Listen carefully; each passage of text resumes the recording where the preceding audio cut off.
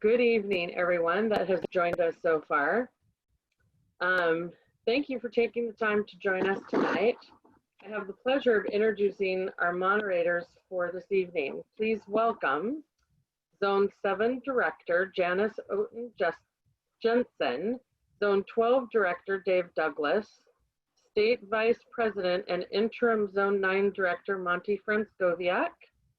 We also happen to have our State President Charlotte Schindler on board tonight and Executive Director George Dawkins.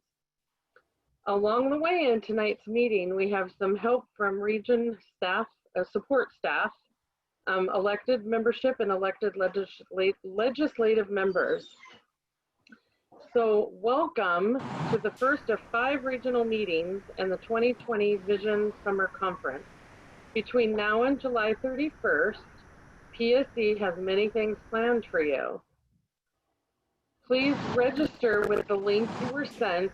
I believe it was sent on Tuesday, and Lauren can help me out with that if I'm wrong. That was July 14th. Somebody's not muted.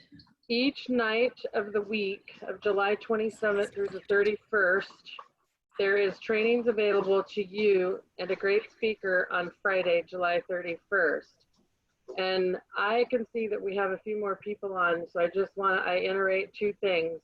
Please put yourself on mute, and this is going to be recorded. So Dave Douglas, let's talk a little bit about zone council meetings. Okay, Gina, but first, did you mention we're going to have a contest at the end? Oh, so we have some really cool prizes that are going to be done at the end of this meeting. So they want to stay until the very end. That's right, because if you're not present, you can't win it. Just like convention, right? So thank you, Gina, and welcome everybody. The state bylaws say that the zone council shall consist of the zone director and all chapter presidents. However, each chapter president may be represented on the zone council by a designee of his or her choosing. Now, here's something that I didn't know until just recently. A helpful suggestion: at the chapter level, you could add to your standing committee a zone council rep. Keep in mind, the expectation would be that they attend every zone council event. Members want to be have transparent, accessible information about their chapters due to their busy schedule. Let's ask ourselves, what plans as a chapter do you have for utilizing the available technology of 2021? This is phenomenal, this Zoom and all this information that we can get online. Online posting of your agendas, your minutes, documents on chapter committees, chapter meetings over Zoom, voting on ratification, VIVA, bylaws amendments, etc. Monty, let's talk a little bit about ideas for strengthening zone participation and chapter wellness. Thank you, Mr. Dave. Hi, everybody. I'm here helping out tonight. Our Miss Janice Oten-Jensen has bronchitis and kind of gets into coughing fits. So Miss Janice, I hope I do good for you tonight. So yeah, let's talk about how can we strengthen our zone participation and chapter participation. There are so many different ways to work on strengthening your zone. Instead of, just focusing on caucus members for those that might be zone directors and such, we could have trainings, or if you're a chapter leader and you know that, hey, we need some more building steward training here. We could use some training on maybe how to amend our local chapter bylaws. You could reach out to, our awesome field reps that we have here at PSE, and they could definitely work with you to set something up. That's just one way to really work on strengthening the zone and the chapters. There's other things you can do. There's community service events, like Stuff the Bus. We also do a Stuff the Backpack before school. Maybe you know of, someone who's lost their home or something and in need. Maybe you could work on doing a community gathering event for them. There's a lot of different ways to strengthen not only chapters, but your zone. There's challenges. I know as a zone director, I would put out challenges to our local chapters, like for an ERF donation or something like that. Let's see who can do the best and go from there, and, have fun with it. There's so many things you can do. And I mean, the ideas and the possibilities are truly limitless for everyone. We talk about our building stewards or building reps, and it is really very different in the needs of each chapter, even within the same zone or areas, across the state. Just because one chapter has something that works for them, it doesn't mean it works for everyone. We're all very unique in our situations. In many ways, we're very much alike. But, one way you might want to strengthen your chapter is maybe get some ad hoc committees together, like start a sunshine committee. Find, some members that would like to do that, that would like to say, hey, guess what? we'll do the sunshine committee. Someone has a baby, you guys get together and maybe start a meal train, or unfortunately there might be a family member that passes. There's just so many different things that you can do. For chapter leaders, leadership, a good thing to do is try and meet with your building steward and your building reps. Find out what's working, because it can also be different from building to building. One of the other things I also found that helped me as a zone director and can even help you as a chapter president is we have so much technology right now available. And with COVID, it's how we're having to do business. But there's Zoom meetings available for you to utilize. If you don't know about a hustle text, let us know. We can hook you up. You can text all your members, whether it be zone or in your chapter. We have robocalls. There's just so much going on or so much you can do to really reach out to those members. I'd like to take this time to see if anybody has any questions they'd like to pose in the chat.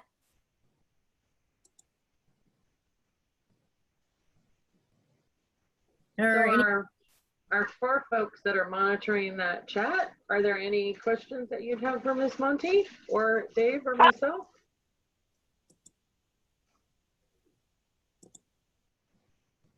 No questions? Okay, well, if anybody ever, has any questions or anything, please reach out to your zone director, field rep. You can call the e-board. We'd love to, help you however we can. I'd like to ask a question. I just saw a question. Yes, ma'am. Lori, So did you have a question? Barbara, can you hang on just a second? And then I can tell you that somebody asked how often are the zone meetings? So, and then somebody says not often enough.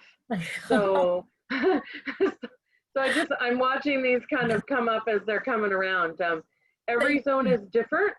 So every zone director can schedule their meetings or trainings or whatever they see fit. We're required to have 2 plus our bylaw convention 1. So technically 3. So hopefully that answered. And then Barbara, I think you were up and I don't know who else. So Miss Monty, did you have somebody else? I think Miss Lori also had a question, but whoever was first, let's do that one. So let's do Barbara.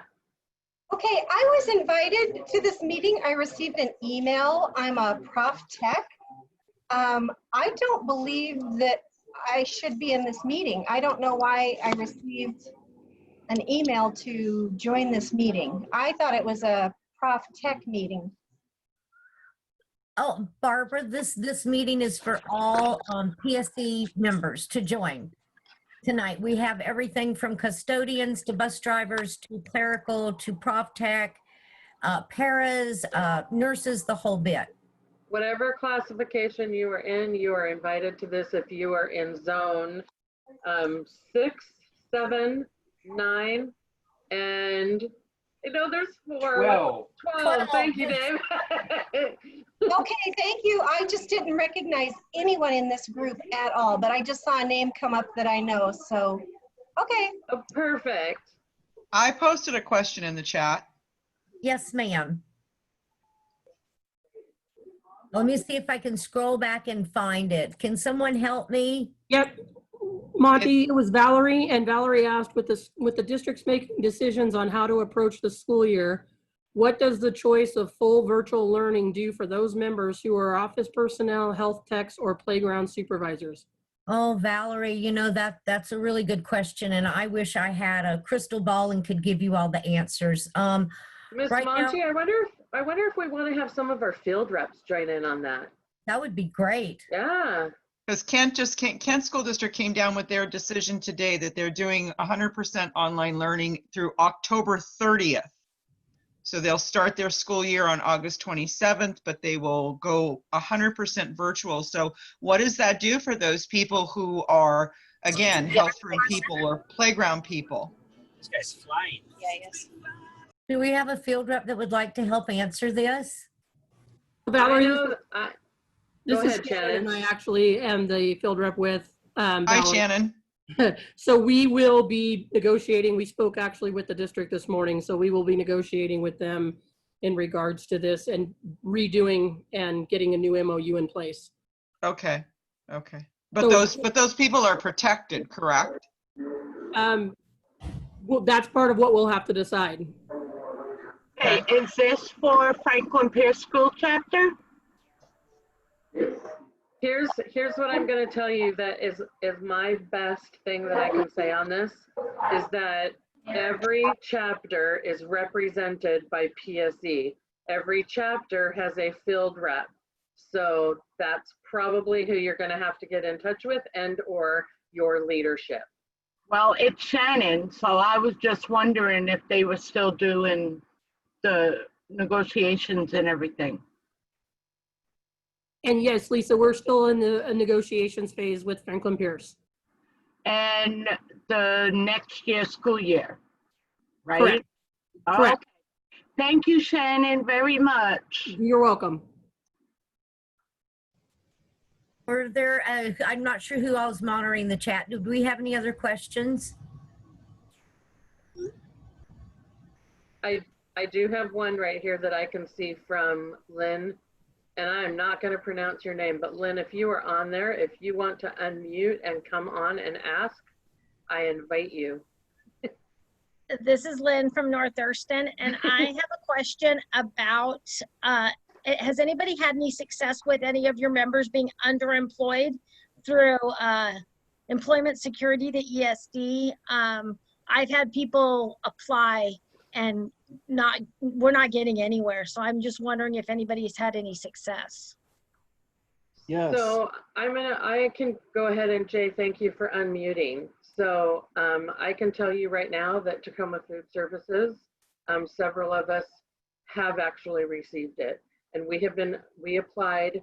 I started telling them about 2 weeks before school got out. We ended the 19th. By the 22nd, they all applied. Most everybody that applied within a week or two had it. And I'm going to tell you that we also have a section coming up that will go over unemployment just briefly. So all I can tell you is just keep trying. Yeah, we have trip drivers that received unemployment benefits during the closure. I believe some in Tumwater did.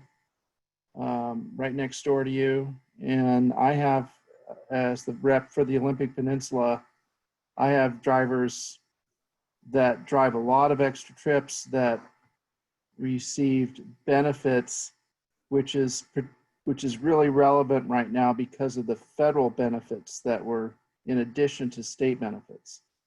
I had my people apply on that Monday, the 22nd also, and we have not heard anything. No, I haven't had any success yet. Does anyone have any questions related to strengthening the chapter or zone?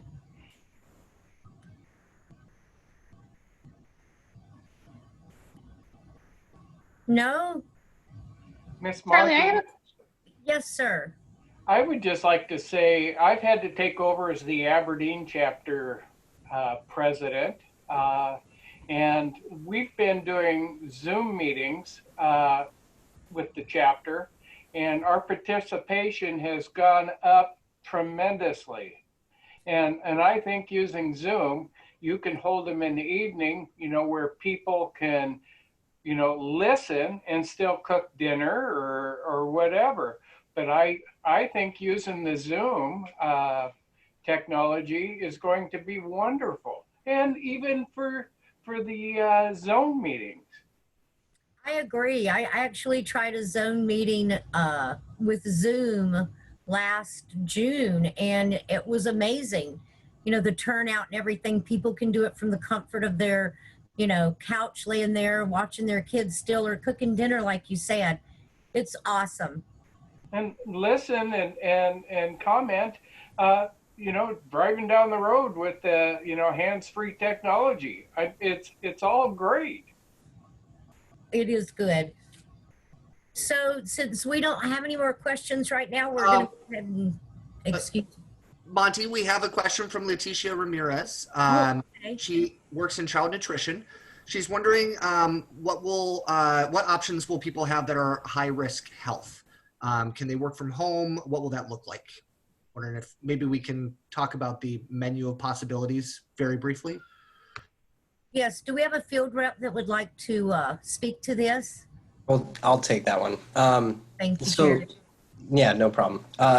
Leticia, that also, similar to the other question that we had about next school year, is all going to be subject to bargaining when districts come out with their reopening plans. So when your district has that plan, I would reach out to your chapter president and make sure that question gets asked and make sure it's on the forefront.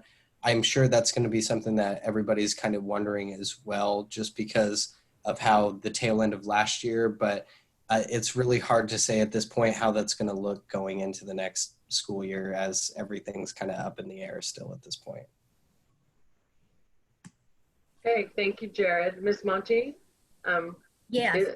We need to move on. Oh, I am moving on right now. Thank you. You're welcome.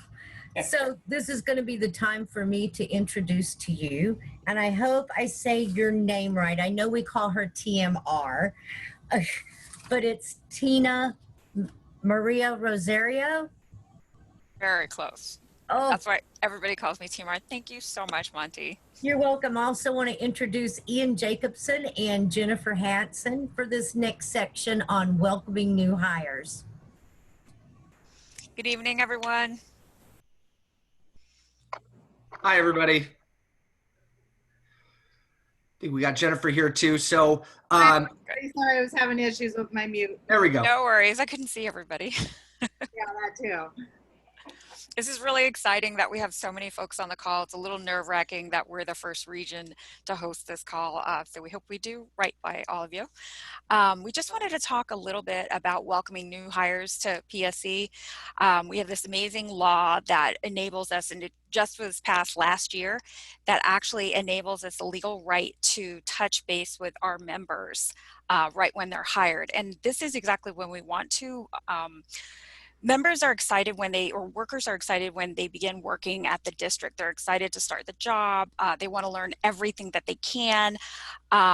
and what we want to do as their union is to make sure that they understand that all of the benefits and all of the rights that they have are due to a union contract. And it's better to get them right when they're hired, welcome them to our union, let them know about our contract, let them know about our leadership, let them know how they can participate in our chapter and help empower our chapter and build power for workers there. And it's really important. One of the things that happened, Shannon, I think you were the one who told me this story, was that we talked to a member when we were visiting work sites, and the member had worked there for over a year, didn't know that she was a member of our union, and it broke my heart. She spent 3 vacation days on bereavement leave because she didn't know that she had a union. She didn't know she had a union contract, and she didn't know she had that in her contract. So it's really important that we meet members right when they come. They join the district when everybody's excited, and they're excited to join our family. And so what we're doing right now is making sure that each one of our union contracts has this language in there, and that we're touching base with the district and saying, hey, we're supposed to have that welcome time with our members. And Ian's actually been able to do it virtually now that we're in this new mode of communication. But whether it's face-to-face or it's virtually, we want to welcome our folks to our family. Jennifer, you want to talk about best practices? Yeah, thank you. So I'm part of the Bethel School District, and so some of our best practices that we use is we have weekly NEO meetings. I'm informed of how many classified are there, when they're going to the school board. That's how I receive my notifications. When we do our meetings, in the 1 week it's in the morning, the following week it's in the afternoon, and I actually have a group that take turns doing the NEO meetings to help, and Ian has also helped with us to get more members involved. We were doing this prior to Janice, and we were able to continue with that with Janice after Janice passed. Does anybody else have any best practices? What works in your chapters? Please tell us in the chat what your chapter is and what your practices are. And I'll just add a few others. It's really whatever kind of works for everybody. So I work with, 8 or 9 chapters and a lot of big ones. So Auburn, for example, has a Google Doc of the people that were attending the NEO. And so they added me to the Google Doc so I can see as soon as they add a person who is, schedule a person to attend, I can see who that is and their information. But there are people that don't go to NEO. So I actually was, squeaky wheel gets the grease. So I got them to create a distribution list district-wide. So they kind of went then a little overkill, and now I get notifications every time somebody changes the work site or their hours go up or down. So it's really just, but that's what they chose to do when I said, hey, how are you going to notify me in a reliable way about the people who are hired, but, they're only going to be working an hour and a half or 2 hours a day. And so they're not going to do orientation, which covers benefits and all that. And that was their solution. So I would just be really flexible on working with HR and say, this is what I need. What is the best way for you to deliver that? Thank you, Ian. And to add to that too, Bethel also provides our new employees with our exec board information, their unit reps, their building liaisons if we have them. Plus we give them little candy bars and other PSE stuff to welcome them, to make sure that know that they're wanted and that we're here for them. And we're always happy to help. I know it can be scary if your chapter is venturing into uncharted territory and going to orientations and meeting with new hires. We have a really good model that people have become comfortable with, just welcoming them into our union family. We're not really making a pitch. We're just saying this is a big advantage of your job here, and come on board. So just to reiterate what Jennifer said earlier, please put in the chat your chapter and any best practices that you guys have. We really want this section to serve as our effort to compile some information and then bring that forward to other chapters that can learn from what you guys are all doing. So please don't be shy. Be sure to put that in the chat or reach out to any of us afterwards. All right. Anything else on that front? Sorry, I'm not reading the chat since I'm talking right now. So if somebody else is seeing anything that we want to mention right now. Ian, South Kitsap, President sends welcome email with information that notify building reps who reach out with the person, with the new member. That's excellent. Yeah. And that segues in great to what I'm going to talk about next, which is how do we know who these people are? So one of the biggest challenges is somebody gets hired and they don't tell us right away. And so we conduct audits, usually a few times a year, spring or fall and spring at a minimum. And that allows us to not just figure out who our new hires are that may not be on our radar already, but also who has left, who's retired, who has changed classifications, who has changed work sites, all that super fun stuff. This is also an opportunity for us to collect people's contact information. So in particular with new hires, if they don't attend an orientation, and a lot of chapters, we keep talking about orientations. A lot of chapters don't have orientations. Even some of the larger chapters don't have an orientation that people attend. They get a little packet and say, go get them, Tiger. And so sometimes it's difficult for us to figure out who these people are so then we can go talk to them. And that's really where the audits come in as really a fail safe. So we need to put in some regular systems for them to be communicating that information to us like we just talked about. But there's always going to be people that fall through the cracks, and that is where these audits become so vitally important. Even if we get a name and a classification in a work site, this day and age, going into the fall, in a lot of cases, that is not going to be enough. We need phone numbers, we need personal email addresses, and that is what we're asking for in these audits. Some of the districts are great. In fact, most of the 95% of the districts that I work with have absolutely no problem. They might have a couple questions the first time I brought it up. So you want their cell phone number? Why do you want to do that? I'm not selling them anything. I just want them to know that they have a right to representation and all the other good things that come along with their union membership. There are some that have given pushback. And have said, basically like, we're going to give you 4 pieces of information, their name, their classification, their work site, their hire date, and anything else you want, you got to go figure that out yourself. And so, that's a process that we need to work through. But this is really our ability to make sure that we know who our members are so that they can get the support and resources that they need to be successful. Any questions on that? One last thing I'll mention, then I'm going to hand it off to Tabby to talk about the great things that her chapter is doing to engage people with technology, is we have all sorts of ways that we can reach out to members now. I think a lot of people here are here because they got a text message today. There was an email that went out last week. So if you signed up because of that text message, you probably got an email as well, but it went into the black hole that is your email address, maybe your spam folder, something like that. So be sure to reach out to us if you're looking for different ways to communicate to members. We have a number of different tools, texting, email, Connect, and other options. So don't be shy if you're looking for some new tricks. And Tabby Van Gelder is from the Bethel chapter. She is their secretary, and she also serves as the zone. Oh my gosh, it's zone 6, right? I get zone 6 and 7 mixed up sometimes. Yes, the zone 6. Yeah, thank you. Assistant legislative. Gina's like, oh my God, Ian. So Tabby's going to talk just a little bit about what they're doing to leverage technology. Hi, everybody. I'm Ian just introduced me, but I'm Tabby Van Gelder, and I'm the Zone 6 Legislative Assistant. So I get the privilege of working with Donna, and that's been really great on that group. So as Ian mentioned, we are doing a lot of great things in Bethel using technology. It became really apparent. We had our own website, but last summer when they launched Connect in the portal, it was a really good avenue for us to maybe explore how we could make sure that everybody who was accessing our information actually had the rights to access that information. So we post all of our meeting minutes and those types of things. Those all get posted on building liaison walls.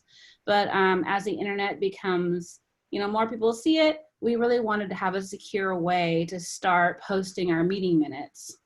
Our chapter is 1,100 people. And so it's really big to make that big of a shift that we're going to change online. With convention being unfortunately canceled, it gave us a boost in our budget that we could really bring in our whole chapter onto online and really introduce that portal by having a giveaway. So right now we're in 30 days of giveaway. We have $100 gift cards that we raffle off every single night. Actually, technically right now, Jen Hansen and I should be doing that raffle, but we've asked our membership to give us a little bit of grace. So I definitely recommend, if you've never been in the portal and you've never been in Connect, and that's like the second part of the portal, to go ahead and go in there. There are some things that we kind of had to work through initially.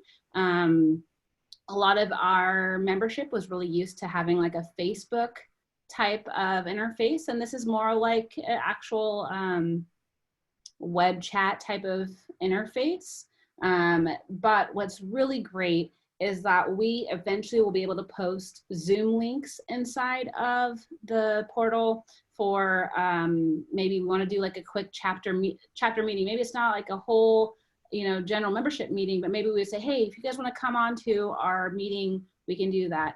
Our chapter, from the week that it closed down, or everything closed down, sorry, March 25th, we had a weekly BOT meeting using Zoom. And luckily I work in technology, so it was kind of a seamless transition, but the state office has a bunch of people who are there, your field reps there to help you. If you're really uncomfortable with Zoom for any reason, you get comfortable very, very quickly. You learn how to use things like the raise hand function. There's polling. So if you want to do a poll, you can do that. If you need to do a vote for any reason, as the secretary, I'm taking notes. I can actually set up a poll while we're talking for things that maybe need to be voted on. And we can do that. I immediately get the results because I'm generally hosting the meeting.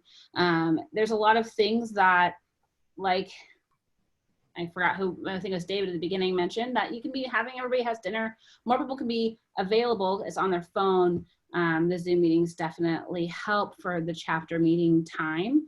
You can also set it up as a town hall so people can just watch your guys' meeting if it's open to the public. So just the access for everybody has become greater by using online platforms.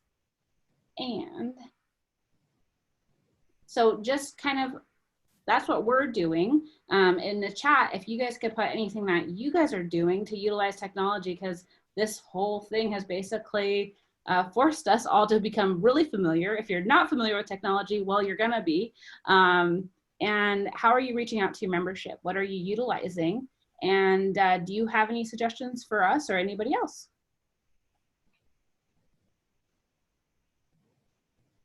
One thing I was also going to mention, and please, again, drop any questions you have in the chat. We'll cover it.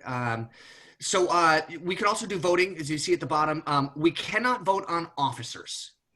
So, but we can ratify contracts. We can approve VEBA. We can do bylaw amendments, which could allow us to do voting on some other things, because sometimes maybe your bylaws say that you can't do online voting for ratification. And so you need to do bylaw amendment first. So we can do everything but vote on people. So again, be sure to reach out to folks if that's able to, if that's something you need to do. Let's see, Charlie just asked how many zones and chapters are participating tonight. You know what, we can circle back to that at the end. We got 171 people on right now. And I think we got all sorts of, well, we got 4 zones. I can tell you that right now, Charlie, and we'll count up all the chapters. I didn't actually count the chapters earlier. So just something that I just remembered, Ian, is that another thing that we're starting to move on is all of our documents. So that's a really great place on the portal. It already houses your contract and your bylaws. But if there's any updates, like we had MOUs that we just did. We actually had 2 since March 25th. So to be able to post that to our membership, they have access really quickly and they can see what's going on inside of your libraries, which is in the Connect portal. Boom. There you go, Charlie. Was that a mic drop? Did I hear that? Is Robin and Jennifer handy? Because I think this moves us into our breakout. Okay, you're calling for the breakouts now, Gina?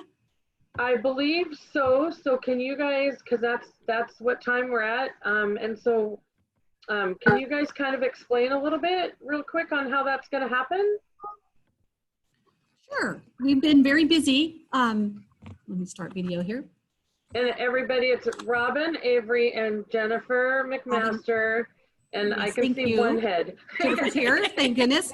We've been frantically putting everyone in groups. So once we hit breakout, you will be with others in the same classification as yourself, and there will be staff in there, and discussion will take place in those groups. So this is your large group discussion. So if board and staff in this area can speak to introduce themselves, and then this is your large group here.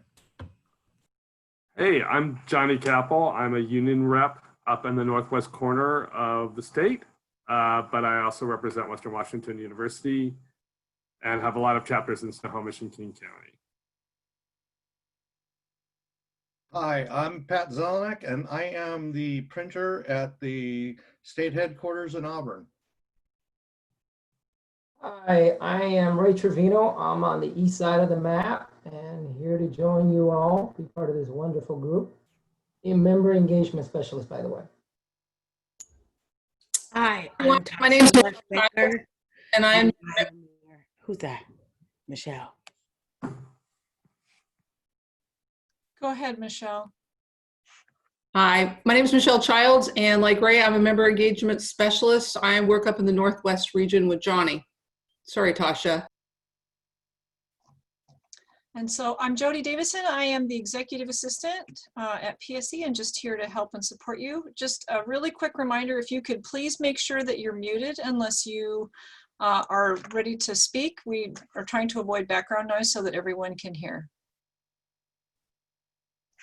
I'm Valerie Lupi Carlson, and I'm from Kent School District. I'm an admin assistant in the maintenance department.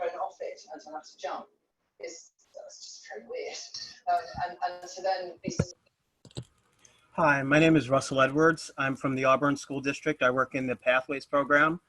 This is my first union meeting ever, so I think the Zoom thing was a good idea because I can still work on dinner.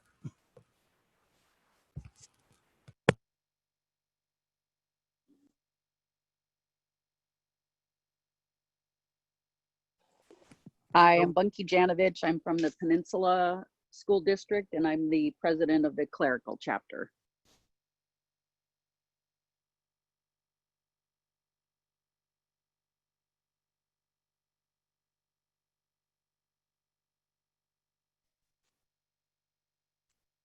Hi, I hope I'm doing this right. My name is CJ from Hoquiam. I am on the membership committee in Zone 12.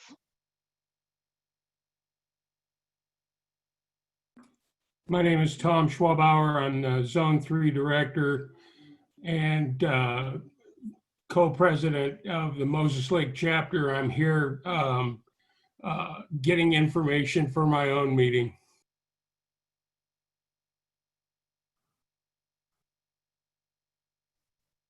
So, just curious, we had a couple questions up there, and I think if I recall correctly, what does school look like to, what would it look like if we felt safe?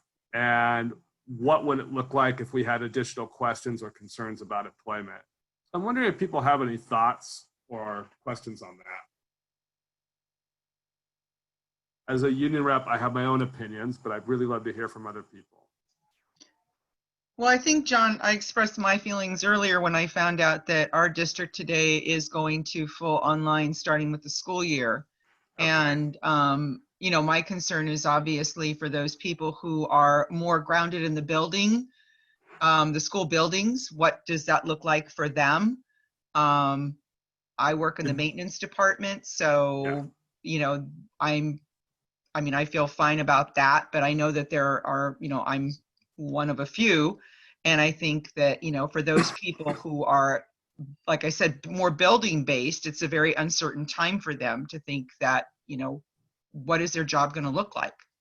Yeah, absolutely. It's kind of been huge. I represent a lot of office personnel myself, and I know kind of having that adjustment of people being on work sites half-time or in some cases not at all. It's been a mishmash for lots of people. So would you say, I don't want to paraphrase Valerie, but would you say that just sort of working from home in general could be a concern now that you know you will be online? Or is it benefits and pay? Is it making sure that people stay fully employed? It's mostly that people stay fully employed. That's pretty Gotcha. much. I mean, when we shut down in March and that was so knee jerk in that time, and everybody was pretty much, you know, we adapted to our jobs. We made our at home situation adapt to our jobs. We picked up pieces of it. We moved it forward the best that we could, given the guidance that we had. And that was an ever-changing, evolving world anyway, between March and June. But now moving forward and understanding that, you know, districts are making their definitive decisions for the start of school at least, and understanding also that, again, it's going to be a fluid situation at best moving forward. What does that mean for those members who may or may not have, quote, specific duties again? Yeah. And I can tell you it's going to be different in different districts. Different districts are in different economic situations. Sure. Personally, as a union rep, we're all pushing very hard to make sure that people remain whole. Perhaps treat it the way we did this past March to June, where if there's not enough hours, there's still compensation at full hours. Because I personally this is my own bias, I just believe everybody works hard. Right. And so that needs to be honored. And if enough work can't be provided, that's not necessarily the fault of the employee. Well, and I think I would also like to see districts put those, I mean, when you're going into these, like earlier when I posed the question, there was an answer from Shannon, our field rep, saying that, you know, they're going to be negotiating that with the district here soon. Sure. I would like to basically see more put out to the members and say, how do you see your job function adapting to this particular world? In other words, let the member have a voice in what that job might look like to provide, because they're the ones who know what they do. They're the ones who know what they provide to the building. And these are things that oftentimes some of the functions that they provide go thoroughly overlooked or missed. Sure, absolutely. And I do think it's, as I stated before, it's been frustrating but adventurous to not have all the answers right now. Right. And because obviously union membership is looking to their union because they don't always get that from their employer to say, well, what is it going to look like and how is it going to work? And we are looking at it in a day-by-day process. Well, and I kind of think that that's more of an opportunity for the members to have that seat at the table with respect to, it is their job. It is their employment. And how much are they willing to adapt their situation to the needs of a COVID world? Sure. We've really had to push, I've had to push personally on some school district to make sure that classified voices are included in sort of the reopening committees. Because it's too easy to actually just let a few admin people who don't really understand what people do on a daily basis haven't really walked in our shoes. Right. To make those decisions because they don't make it on reality. They just make it on their own reality. Exactly. Curious if anybody had any thoughts about safety that they wanted to share out loud. I've seen a lot of questions in the chat room and I haven't been able to monitor that, but anything in particular about safe? Cal? Yeah, I'm a president of Public Schools Employees of Auburn. I'm also a trades lead. I think it's contingent upon what is available for people because right now they're having to make a decision between keeping their job and trying to stay safe. Yeah. And it's an awful decision. Previously we had, COVID leave. That's, for a lot of folks, they're going to be using it up. And they're still going to have that leave. Yeah. And it really is dependent upon, the future legislation about the choices they are willing or able to make. Both federal and state, yeah. Correct, yeah. So how has it been working in Auburn out of curiosity? Well, could be some improvement. Well, I mean, there's some growing pains, but overall it went fairly well. We lost contact with a number of paraeducators. They just dropped off the face of the earth in March, which was problematic. They were required to do some professional development and did not make themselves available in that, which caused issues. Yeah. But for the most part, it's gone okay. Our district leadership has been very adamant about people still get paid, you still have your benefits, you know, your job is secure. That was this year. Yeah. Next year, who knows what it's going to look like, because we haven't really fully decided on what our educational approach is going to be in September. Right now, a plan has been provided to the board. It has to go from there to OSPI for approval. It's a blended model, but we'll see what happens in light of any sort of continuing lockdowns. You know, it could change. Yeah. And I will tell you, I want to kind of give a shout out to us here at PSE and our political activism, because we really did push on the insurance. The people needed that security. They needed to know that that was not going to be an issue for them, even if we weren't on site working. And so I appreciate how much that meant to you, because I know for a lot of workers, that was often their first question to me. It's, you know, partially why I'm not okay being at work is because I need my healthcare benefits. I have a pre-existing condition, or I have parents that I'm taking care of in my own home. So, yeah, I'm glad to hear that things have gone okay, but I certainly understand the concern about next year. Yeah, and one political concern I have is with WEA lobbying the legislature as they do. You know, their demographics are quite a bit younger than the classified folks. So what relief the legislature might provide may not be adequate for, you know, classified employees. Yeah, that's, again, partially why we've had to push the state to make sure that we are at the table, because in addition to, you know, potential age concerns, most classified employees actually live in their school districts, and a lot of certificated don't. Right. They have a higher stake in their community. That's not to say the teachers don't, but it's too easy for people, well, in positions of authority to not take us seriously.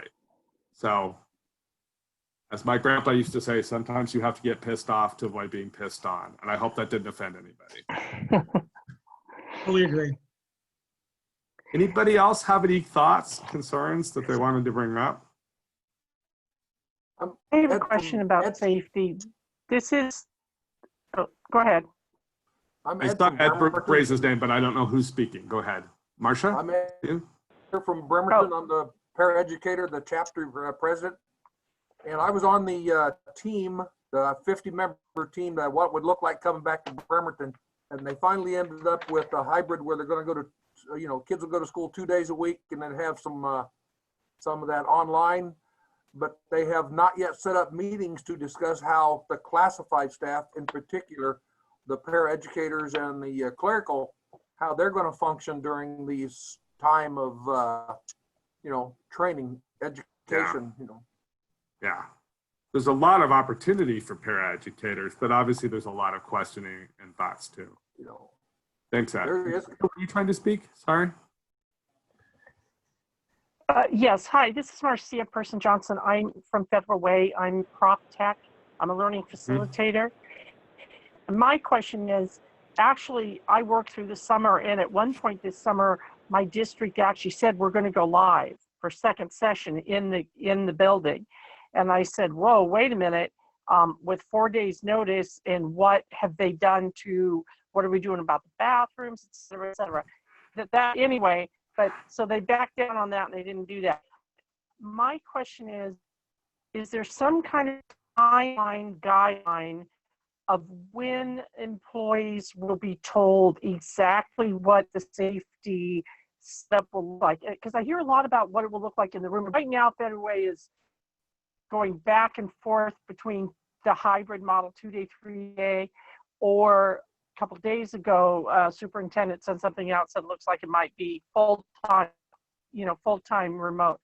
But if we do go back, is there a timeline when they have to tell us exactly what they're going to be doing? Because we hear a lot of talk about what the classroom's going to look like, but for those of us with underlying risk or, you know, other conditions, you know, what is it going to look like in the staff bathroom? What are we going to do about student safety? What about the lunch? I mean, all that kind of stuff, because we're going to have to make some tough decisions perhaps. If we're told we have to go back, do we have to go back? So we're just wondering, do they have to tell us what that information is before we make our choices, if we have to make a choice? Sure. There's no date embedded as it must be done by this time at this hour. To be honest, it's one of those issues that we have to push them on to get the results that we want. So I appreciate the question. Direct it at the employer. Certainly confide in your leadership and your union rep too, because I know it's important to them too. And that's a question you may have to ask 10, 15 times to get an answer, but you keep asking it. It is very difficult to reach anybody at the district level at this time. Yeah, I understand that. I've, perhaps being a field rep, I've had some people on speed dial, but it's I think any sort of mechanism that you can use to kind of get through, to communicate, I have an expectation that by mid-August, we really need to know everything. I think Jay just piped in about that too. So I've kind of tried to put employers on notice, because that's generally when people are coming back, if they've actually gone anywhere this summer. John. But John. Yeah. Districts have to have whatever their model is going to be to OSPI here like this week. So, and then OSPI has to do their approval process. So hopefully we will be hearing something probably by the 2nd to 3rd week in August, considering that we do have districts in this state that will begin shortly after the 22nd. Yeah, that's good to know. Thank you, Jennifer. Jay, did you want to pipe in about that at all?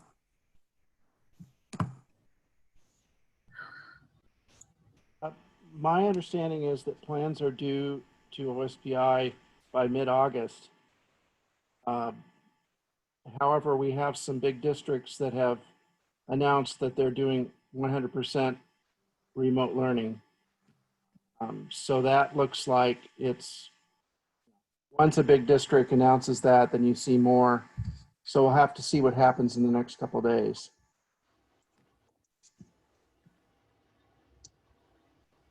Thank you. So right now everybody's back on, and I came on to some really good dialogue. So I'm thinking, I'm kind of just thinking, keep going. So did anybody have anything in their breakout session that they feel that should be like talked about in this forum? And I mean, now's the time to do that. Diane Ferris has her hand raised. Okay. Diane, go ahead. I requested to unmute you.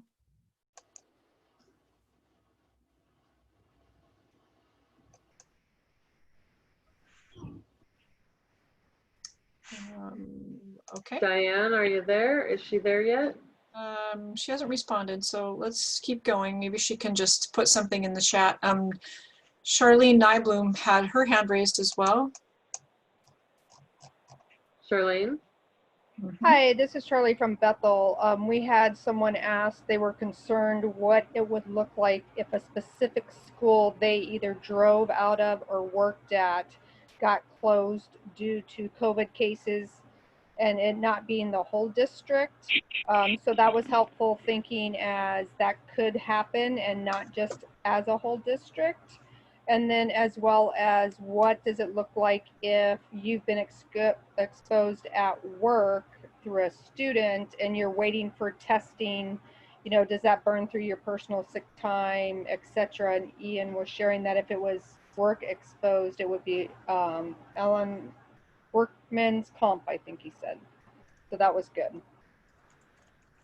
So one of the things is and Jared, are you on? Yes.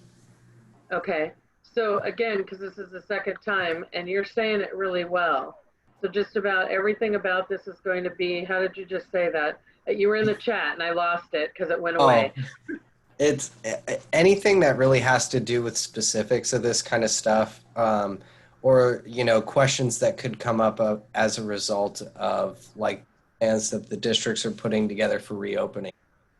All of that, once your field rep and your chapter leadership gets their hands on it, essentially, like from our perspective, what the game plan is to look at that and figure out what in there needs to be specifically addressed. Like if it doesn't say anything about your high risk employees, that would be when you ask that question and you'd sit down and bargain that out with your district.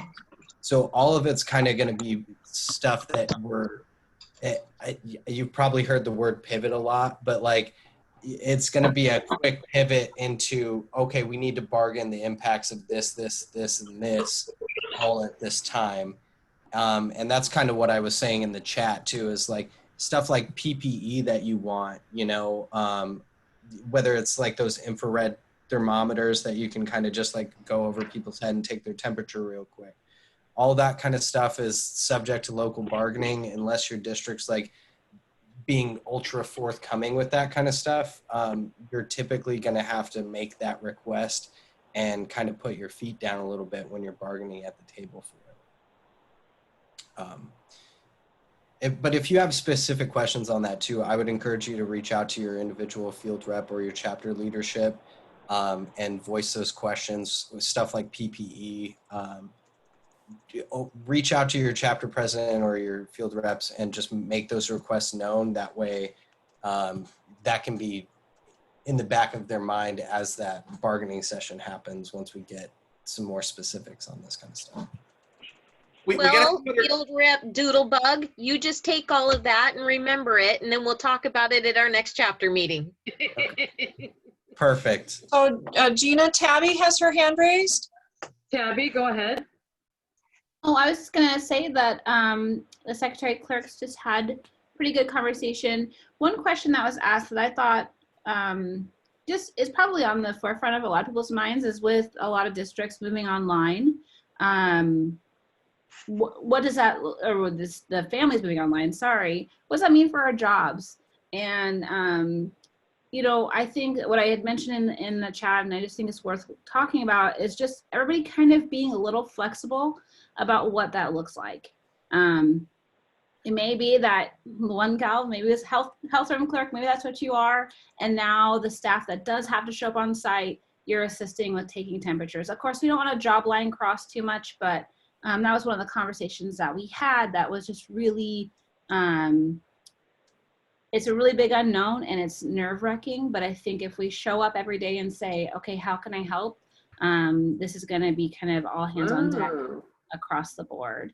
And then just, especially in the office, what does plexiglass look like? And are we in more danger having these giant sheets over our heads? Maybe they're just on the front. So just kind of like what does it look like wearing a mask, and how can we maybe ask for more breaks? Maybe we need to have, you know, 5-minute breaks instead of 15 just to get outside and take a breath of air. Yeah. I know we have multiple para rooms going, but the one thing that I say to all paras, and it really goes for everybody, is take this time before we go back to school to think about how you can be used versatilely. Think about all the things you can do. What could you do online? What could you make to help a student learn at home? What could you do at school? And be prepared to be flexible. You may not be in your normal classroom all the time. You may need to be online supporting a general education classroom or a different type of classroom. Make that list so that when somebody says, well, I'm not really sure what we're going to have you do, you can pull that out of your back pocket and go, I am capable of doing A, B, C, D, E, F, and G. And they're going to go, oh, I hadn't even thought about half of those. Let's do that. Make yourself versatile. So I just want to touch base just for a minute on nutrition services. So all across this wonderful state of ours, we have probably had thousands of employees working. And I'm just going to tell just a brief story in regards to Tacoma. So Tacoma Food Services is PSE. All other bargaining groups are different unions. And we ended up getting to the point where between the employees that went out on COVID-19 and the number of meals we were serving, we didn't have enough people to produce the meals that we were producing. And so we finally had to go to our district and say, we need help. And I'll never forget, and Jay, I'm not throwing you on the bus, buddy, I love you. So he says, well, I hope these people are PSE members, and both me and our assistant director, we didn't have any left. So we actually took from another bargaining unit. I would have loved to have had more PSE members because I'd love to take more on in Tacoma, but there just weren't any left. And we couldn't work under the conditions they were working us under either, because it was just too much for us to humanly possible do anymore. I would have loved to have, you know, conveyor belts, because that might have been a lot easier than what we were doing, because it was all hand and foot work. So, Gina, Valerie Lupi has a question for you. Oh, perfect. Go ahead. Well, I just wanted to piggyback on the person who spoke before about being flexible, because that was something we talked about in our group, our breakout, was that those people who are more building school site-based, building-based, again, they need to have a seat at that table when those decisions are made so that they can do exactly what she was saying, and that's offer up what you can do that is not thought of by the people making the decisions, that, you know, the things that do typically get overlooked when they just look at either a para or an office professional whom they've always seen in one particular role in a building, but now during these times, they don't understand that that's a well that they can go to if that person is willing to actually really provide possibly a broader based service to the students and the families. And I think that that's really it's an important thing for people to be thinking about. And I also think it's a really important thing for districts and for field reps to be saying, we have people offering up to do these things.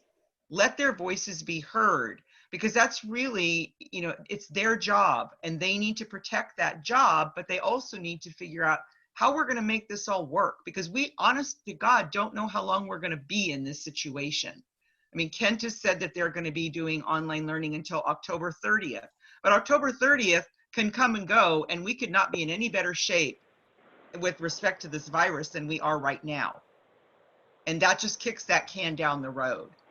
So the more people are willing to do different things and put it out there that they are, and be continually adaptive to the situation, but also let their district people know what they are capable of doing, and that they're willing to do it. That I think it's a more collaborative effort between the members and district people making those decisions. Right, and so in our case, what I want to do is give a shout out to secretaries across Washington, because that's who actually came in and helped us. So, and it was awesome. They were very tired by the time they were done, and some of them didn't even last all week, but by George, they were going to get in there and do it, and they did. So shout out to secretaries. Gina, we have a question from Lisa Wilkerson. She wants to know, will we be required to be tested for COVID?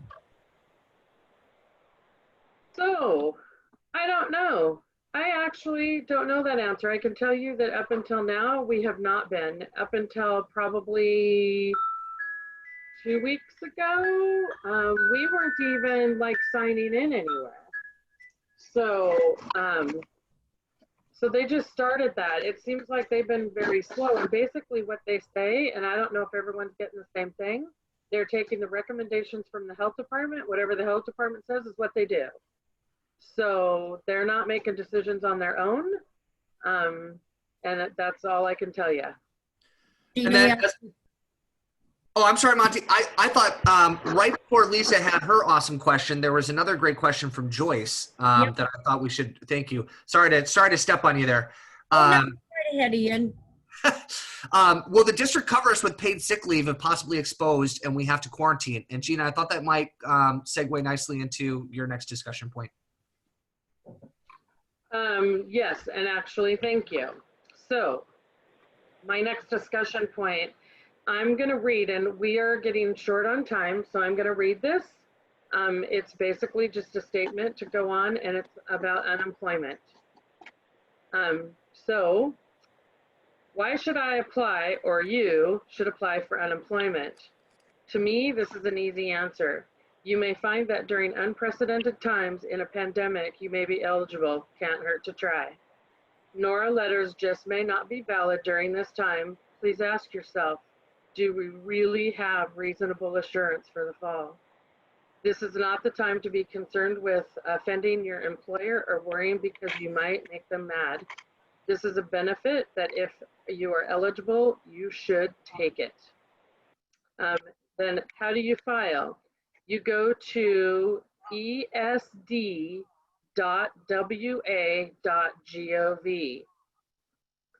It may ask you if you have or to create a SAW Secure Washington Access account.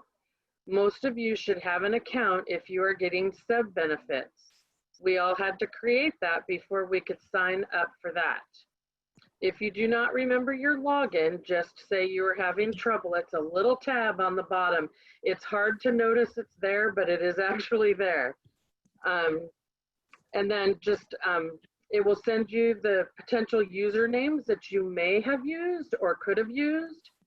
And then you can have the ability to change your password. And passwords, I would change. Right now, with the fraud that's been happening, I would change those passwords.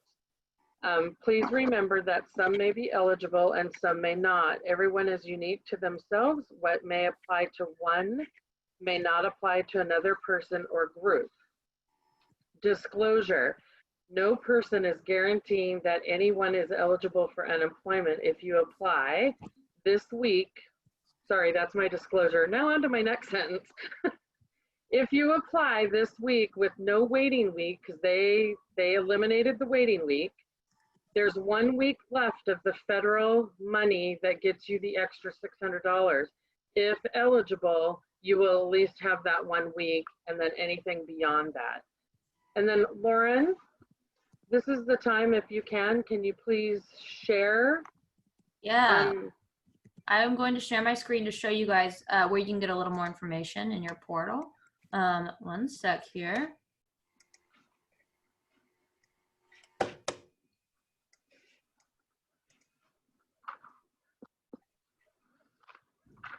And then while she's doing that, I just want y'all to know that Stacy has created some really, really good documents that have a lot of information about unemployment on it. Those were shared out, and so now Lauren is going to show us this. You guys see my screen? I can see it, yep. Okay. Do we have to go through the PSE website, or do we go through our regular? For unemployment? So you go through, Lauren, hang on. Lori, you go through yours, your home email, you look up esd.wa.gov, and that's where you find it. Okay, Lauren, go ahead. Okay, and Lori, what I'm showing right now is just where you can get more information. But if you're applying, yeah, like Jana said, you would just go to the ESD website.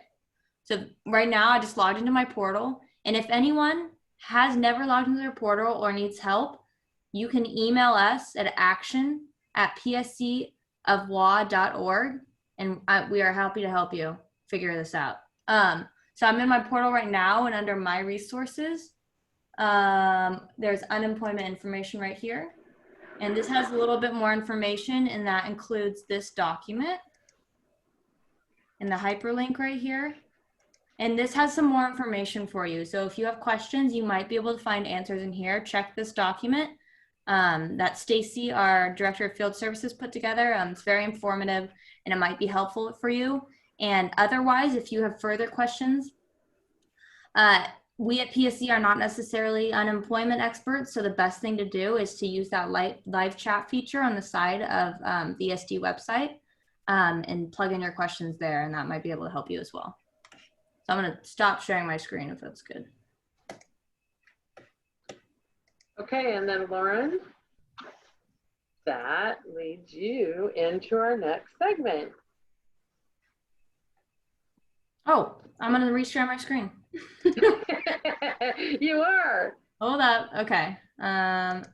Oh, sorry, Lauren. I was sharing the screen for the PowerPoint. Do you want me to relinquish? Yeah, I'm going to show them the COPE page. All right. There you Okay. go.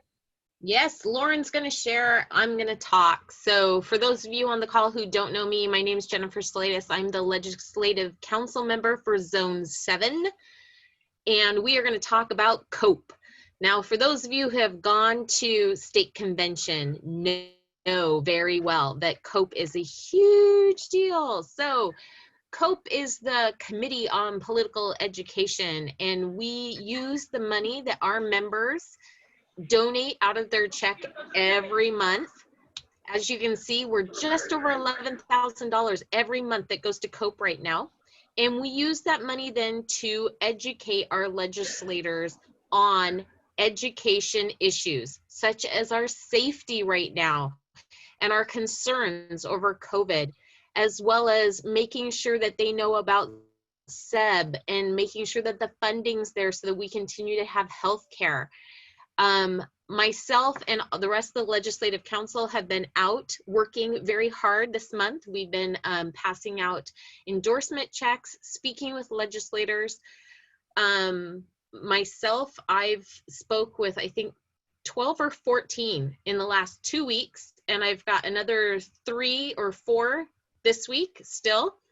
My sidekick in a lot of this is been Jennifer McMasters, who's sitting down at the state office right now with Robin, as well as I've been out with Rick Chiza and my assistant, Barry Udi, and all the other legislative reps have been doing the exact same thing across the state. We not only talk about K-12, we also talk about higher ed. We talk about our healthcare, our safety, bus regulations, and bus stuff that we want them to know about. But COVID has definitely been a big topic. So please take a look at the COPE page. At the bottom of the page, Lauren, can you scroll down? You will see this button right here, update your COPE contribution. If you haven't contributed yet to COPE, please do so. And if you already do, please consider making an upping your donation. Just like at convention, we're having a challenge. Let's find out which meeting this week makes the most donations back to COPE. And if any of you ever have any questions about like who we support, why we supported them, please reach out to your Legislative Council people. They'd be more than happy to have that conversation with you. And that is me, and this is COPE. Thank you, Jennifer. All right, I'm gonna stop sharing my screen now. Miss Lauren, are we ready for tonight's drawing? Is that where we're at? I do believe so. I believe that is pretty darn close. Okay. Do we have one more thing? I think we do have one more thing, Miss Monty. ERF? We do. Oh, well, I thought I was doing that later, but I can jump on that. Sorry, Monty. Not a problem. So I'm not sure all of you should know, hopefully know, one of the many benefits of PSE is our Emergency Relief Fund, ERF. And that fund is generated by the graciousness of chapters and members. This fund will help members that have maybe lost a home and don't have homeowners, a catastrophe, a death in the family, out of work. Please go to your portal and under My Benefits, look up the Emergency Relief Fund. Maybe you can challenge chapters in your zone to see who can contribute the most or something, have a little contest going. But we'd love for you to donate. All right, I think Miss Lauren, you're on. Okay, so it's time for the drawings. All right, so I'm gonna show you guys how I'm gonna do this here. I got this list of everyone that registered. So keep in mind that not everyone that registered is on the call, so we might have to do a couple drawings before we get a winner, but we'll see. So this is my list here. So we're gonna do the first drawing. I'm gonna use this random.org. So basically what I'm gonna do is that this generates a random number. So let's see how many people are on our Excel list. We got 322.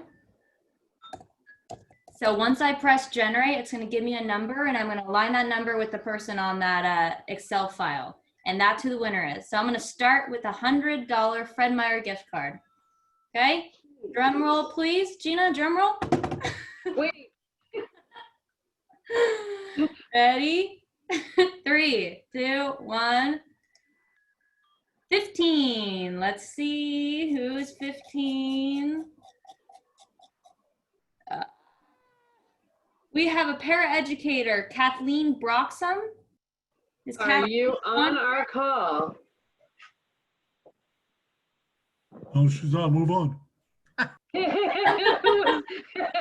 was quick.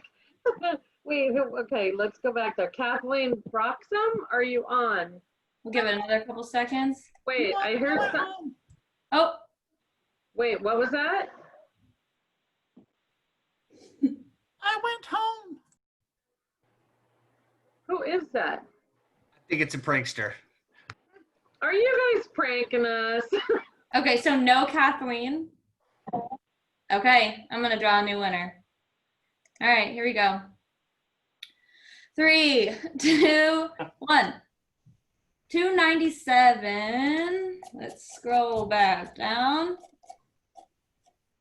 297 is Genesis Tillis. Hi, I'm here. Hi, Genesis. You're here? You won a $100 Fred Meyer gift card. Yay! Oh, she is here. Okay, so Genesis, I believe that we have your email address. I'm gonna just write this down real quick so I don't forget. But Genesis, you won a $100 Fred Meyer gift card. Awesome, thank you. Yeah, congrats.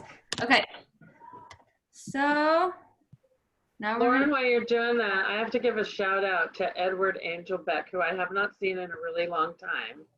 So I just want to say hi. Hello. Okay, go ahead. Okay, one sec. Here we go. Okay. Let's go back to our number generator. And okay, sorry, I forgot to announce. This is a $100 PSE store certificate. Okay, here we go. 160. We got, oh, where'd it go? Gina Wilcox in transportation. I'm here. Yay! Hi, Gina. You just won a $100 PSE store certificate. Thank you. You're welcome. So we will be emailing you. All right. Well, congratulations to all our winners tonight. And I just want to take a moment to say thank you for being with us. This has some way been helpful. Maybe your chapter or your zone can go back and follow up with this on a few weeks with another one and really hear more concerns and ways we could maybe help you. I do want to do a quick shout out to Zone 9 if you're on here. Your zone director, as you know, is no longer in that position. And hopefully when we can have elections, we will be doing that. So if anyone is interested, reach out to any board member or the executive board. We can give you a little more information. We'd like to find someone, that's interested in filling that position. With that said, I just want to say, please be safe, you and your families. If you need anything, reach out to a field rep, reach out to your chapter, zone, a board. We're here. We are all PSE family. My blood bleeds blue for all of you. So with that said, everybody, thank you and have a great evening. Thanks, those viewers. Thanks very much. Hi, and thank you, Miss Adrian. If you're still on the call, please know that right now Seb is negotiating our benefits for the upcoming school year. So if you want your voice heard, please email them. And I put their email into the chat. Let them know what you want, what you don't like, what needs to change. Bye, everyone. Bye, everyone.